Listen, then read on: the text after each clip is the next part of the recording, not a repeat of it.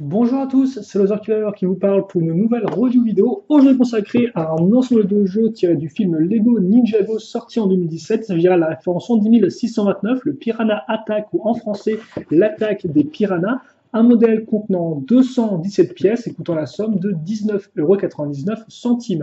Le modèle devrait vous prendre à peu près une trentaine de minutes en termes de construction, peut-être un peu moins éventuellement, c'est rapide, et le tout en 87 étapes, donc bien évidemment réparties dans ce mode d'emploi.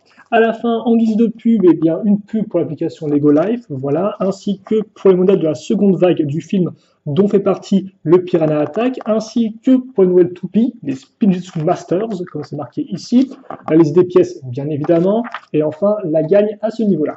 Le set est composé, ou plutôt est constitué de 4 figurines, donc nous allons voir ensemble, nous allons prendre le temps de voir un peu les nouveautés qu'elles amènent, est-ce qu'il y a des éléments exclusifs ou pas, à commencer par une figurine qui n'est pas du tout exclusive, car comme vous pouvez le voir, eh bien, vous aurez à nouveau Kai, donc Kai avec coupe de cheveux. Auparavant, vous pouviez l'avoir pour le moins cher à 30 € dans le Master Food, donc c'est assez intéressant d'avoir encore moins cher maintenant, mais bon, Kai on ne le présente plus, vous pouviez aussi le trouver avec Kagul pour 10 € dans le set du Spijitzu Training, donc autant vous dire Kai, il y a de fortes chances que vous l'ayez déjà, mais pour ceux qui n'auraient pas, eh bien ce sera l'occasion de l'avoir avec ça, ma foi, jolie coupe de cheveux, comme ceci.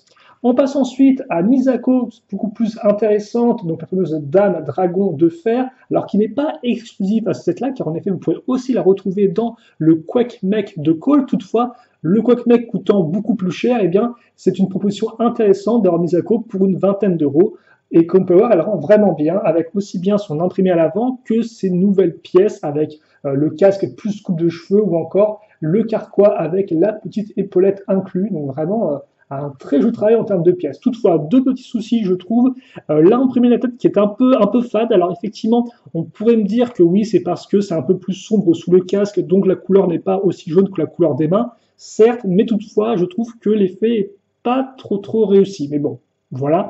Et aussi, bien sûr, autre petit souci qu'on a déjà eu avec les autres personnages qui avaient un peu de tissu, eh bien, quand vous mettez le tissu, ça repart un peu en avant, hélas. Donc, une méthode éventuelle pour corriger ça, c'est de mettre le tissu entre guillemets à l'envers. Alors certes, vous aurez une petite partie ici qui se met en avant, mais comme Power, au moins la partie à l'avant sera plate. Donc à tester si vous voulez, mais en tout cas Misako qui reste une très jolie figurine avec son petit arc. Donc vraiment, elle, un point fort du set. Ensuite, nous allons passer aux pauvres citoyens de type traditionnel en danger. Il s'agit de Rei, donc peut-être une référence à la série Ninjago, parce que je vous rappelle que Rei est le nom du père de Kai dans la série animée, voilà. Et donc on voit Rei qui n'est pas entièrement exclusif, car en effet il reprend ses jambes et même sa tête de Takuma, un personnage apparu dans le sous-marin Méduse, si je ne dis pas de bêtises. Toutefois, Rai a pour lui son petit imprimé de corps qui lui est exclusif, et en plus qui rend plutôt bien, on peut le souligner. Enfin, un Shark Army Thug, ou en français une sorte de voyou de l'armée des requins. Alors là encore, autant en termes de tête, bonnet, c'est du déjà vu, toutefois en termes de corps, c'est assez intéressant, car comme on peut voir, il y a la variation débardeur de la tenue. Or, cette variation-là était auparavant exclusive à Puffer, donc ce personnage apparu dans le Water Strider, si je ne dis pas de bêtises. Et donc, c'est cool parce que c'est la seconde figurine qu'il a, et donc c'est quand même assez intéressant pour diversifier votre armée des requins. Chacune des figurines a un imprimé de corps arrière, bien évidemment. Par contre, seul Kai a un imprimé de tête secondaire. Donc même Misako n'a pas le droit à un second imprimé de tête, alors pourtant elle a un casque.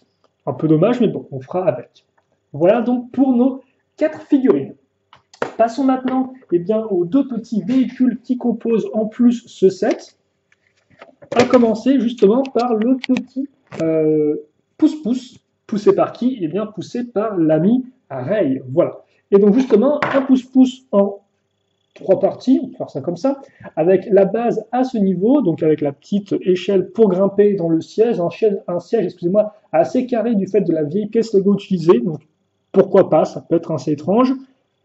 Plus intéressant, je pense, c'est la pièce de dossier, comme vous pouvez le voir, et là encore avec des pièces de petites voitures utilisées au-dessus pour faire l'espèce de couvre-soleil, entre guillemets. Même c'est vrai que forcément ça fait un peu bizarre avec les formes faites pour laisser passer les roues. Donc c'est un peu particulier là encore en termes de forme, il faut s'habituer. Par contre, ce que j'aime particulièrement, c'est les petits clantins ici. Vous noterez aussi les stickers et le fait qu'on ait une pièce comme ceci, donc à charnière, qui va nous permettre d'accrocher ça comme ceci et de faire la rotation. Notez aussi la forme des pièces inclinées qui va faire que eh bien, tout le dossier sera un peu incliné en arrière, comme sur un pouce-pouce. Voilà. Comme ceci. Et enfin, le dernier élément, et pas des moindres, c'est la grande roue qui rend vraiment très très bien. Et bien sûr, on en mettra deux, une de chaque côté. Et voilà, donc le petit véhicule éternel, alors vous pouvez le poser plus ou moins comme ça, comme vous pouvez le voir, et apparemment de façon de le poser droit. On va bien sûr ensemble faire un petit turnaround et voir les dimensions de ce véhicule. Et bien sûr, Ray sera là pour nous accompagner.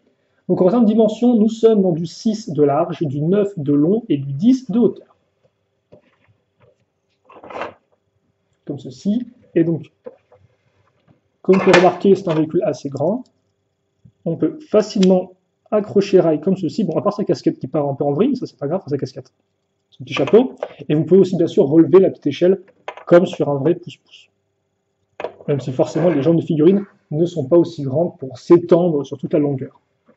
En tout cas, voilà pour ce petit véhicule. Et donc maintenant, on va enchaîner avec le second véhicule qui, lui, je pense, en tout cas selon moi, est un peu le clou du spectacle. Il s'agit en effet du véhicule Piranha. Et donc ce véhicule Piranha va être divisé en deux parties, partie inférieure, partie supérieure. Et la partie supérieure, eh bien, elle va d'emblée donner la couleur. Si vous voulez, comme on peut remarquer, eh bien, on a une utilisation très astucieuse d'une pièce de coque de bateau qu'on va retourner afin de faire eh bien, la forme de la tête du Piranha. Idem, ces belles pièces de globe faites pour les représenter les yeux. Je vous montre un peu comment elles sont accrochées à l'intérieur, voilà, pour les intéresser.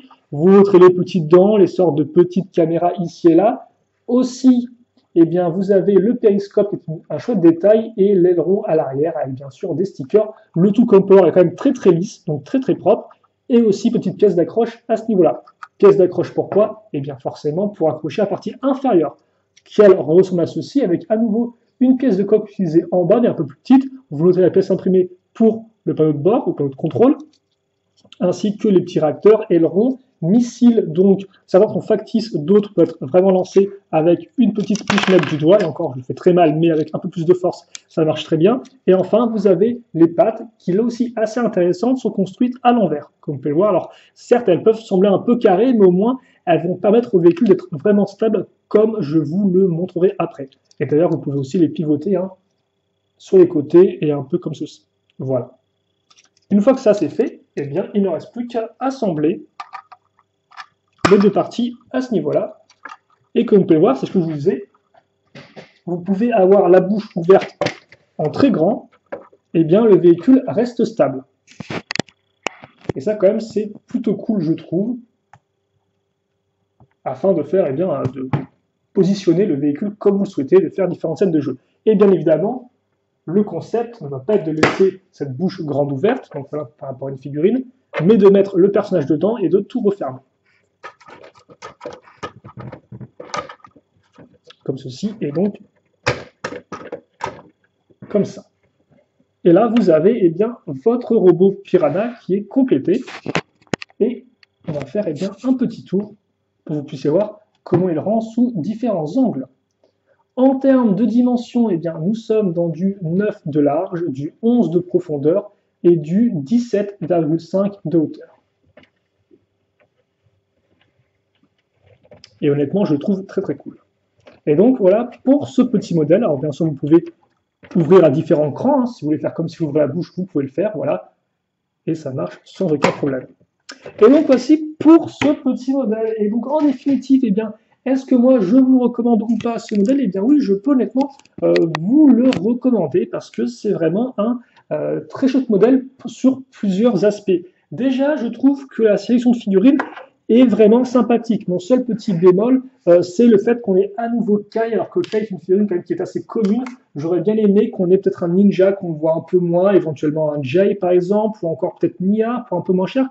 Ça aurait pu être intéressant. Après, bien sûr, je comprends que Kai est un ninja, je pense, qui est assez important et qui plaît au plus grand nombre, d'où son inclusion, mais c'est vrai qu'une autre figurine de ninja n'aurait pas été trop mal. À part ça, Misako est vraiment très très bien faite, malgré les soucis que j'ai énoncés, donc c'est quand même une figurine de qualité et vous pouvez pas trop cher.